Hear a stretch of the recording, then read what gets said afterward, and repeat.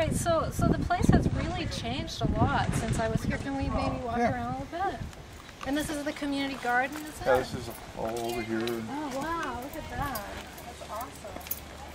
Wow. And it's all organic, is it? I believe so. Yes. There's no chemicals. And is it the kind of thing that people can just come and take food as they need it? Or? Yes. Yeah. Want a tomato? Oh no, I'll leave it. I'll leave it for you guys. I just had one.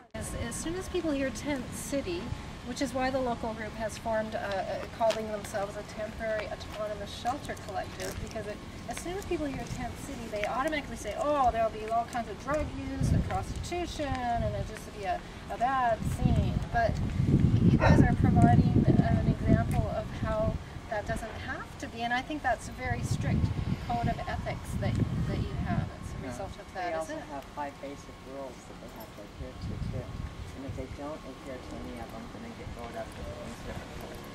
And then they're brought before the council, and that's our judge and jury. And the rules are?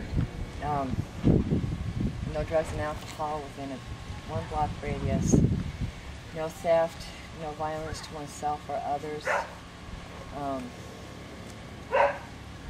no constant disruptive behavior, and everyone must contribute 10 hours a week towards the maintenance of the camp. Right. And it sounds like you're pretty strict in enforcing all of that. And Try to be. yeah. Do you get visits from the local police? They come check it out, or? We've had some of the police bringing their rookies in and give them their tours. Oh yeah. Yeah. But the police pretty much leave us alone. Do they? Yeah. Great. Good. Do you have any questions, David? Nothing that comes to mind immediately. All right. Well, is there anything else that you want to say? What I mean, here's one thing is that, you know, with the global economy and everything, it just seems like there's more and more of a need for this sort of thing. And I've just come from Cuba, where this is how they live. This is how they build houses. They get their friends together, they find a little piece of land, and they put up a house. It's not a big deal. You know, why is there such resistance in the United States and Canada, do you think, when there's increasing numbers of homeless people? What is it about this that is so threatening, or such resistance? When I was raising my kids up in the Southwest Hills, I lived in housing, and a lot of the uppities, they don't want you in their neighborhood. And I went through that when we tried to open up Mary Ricky, and the housing complex was in the same neighborhood. Oh, I don't want my children socializing with those lowlives. So it's just a real prejudice that's totally unfounded in reality. Yeah, and they don't realize they're 1 paycheck away from homeless. I think people are realizing that Losing their now, jobs. though. More. Yeah.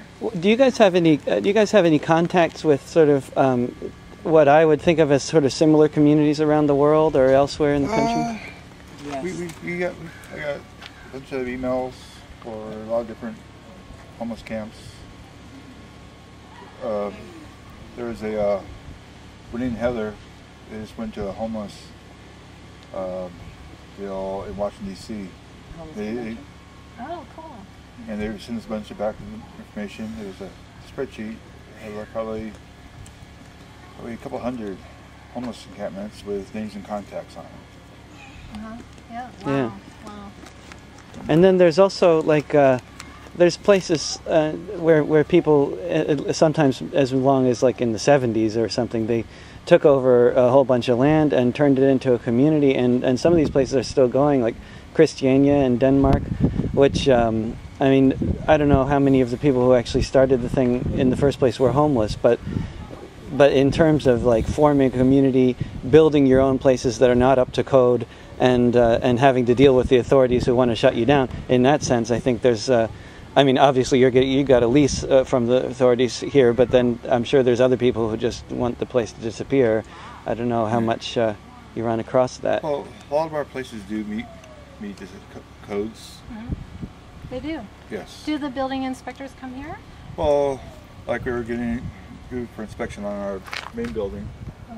That has to be inspected, that's permitted. We're going to be building bathrooms and kitchen, that'll all be with permits. Right. And then these, like these, I mean, these are more like sort of trailer housing, so they are kind of up to code as trailers. Oh, yurts. okay. Yeah. Yeah, that's how. And that's a legal sort of category? Yeah, we're you have to classified as stay a campground. Okay. They have to stay under 200 square feet, and they get it past the city codes. And so you mentioned that there's electricity. Is there electricity in the individual dwellings, or No, just just in the the main community? buildings. Yeah, yeah. There's some people here own generators, so they can't have electricity in theirs.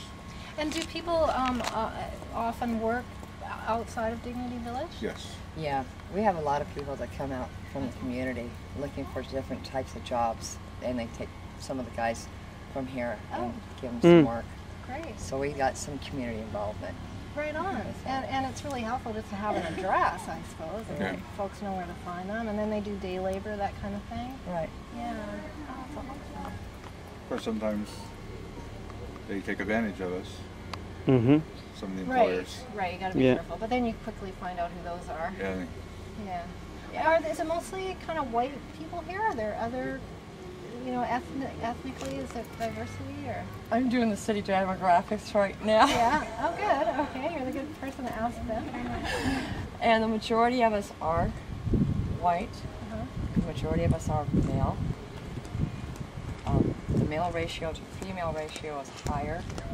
We've probably got maybe 10% female, the rest are males. What's the average age? The youngest we have right now is 19, and the oldest we have is 64, 65. So it's a wide variety. We had 2 Hispanics here, but they moved on. And then we've got 1 male black male rather. Right now, that John just walked past us. That's the only black male we have. Why is that? Why is that, do you think? A lot of them either don't know about us, or we don't have room for them right now, or they choose not to come out here because it's too far out. Okay. Yeah, it is a little ways. There's a bus though, right? Yeah, because the wheels drops us off right front. And so what do you see for the future of Dignity Village then? Is there sort of a projected plan? I mean, is this is enough? This is We'd love to get our own property, or get off the pavement, where it's Hot. it's getting the rain though, I suppose, is it? no, Oh no, it floods Fast, when is it? Oh, great. it rains. Okay, that's not yeah, the city put the drains on the high spots Oh, that's instead of the low spots. Oh, brilliant. Is there kind of a green code as well when you're building? We try to recycle anything and everything. Any opportunity for solar panels or that sort of thing? We'd love to just do that. People want to donate them, they can. We keep hearing people that want to, but Right. when they say they are, then They don't come by? they don't come. So Or they if back out. Yep. people want to get a hold of you, how would they do that? They can go on our website, which is dignityvillage.org. And your charity, so you can offer tax receipts? Yes. Yes, And we're it- 501c3. And that's true for donations of goods as well as Yes. cash donations? Yes. Yes. Cool. Well, you're such an inspiration, truly, for, and I speak, I think, not only for Victorians, but really around the country and in the world where homeless people are dying. They are the disappearing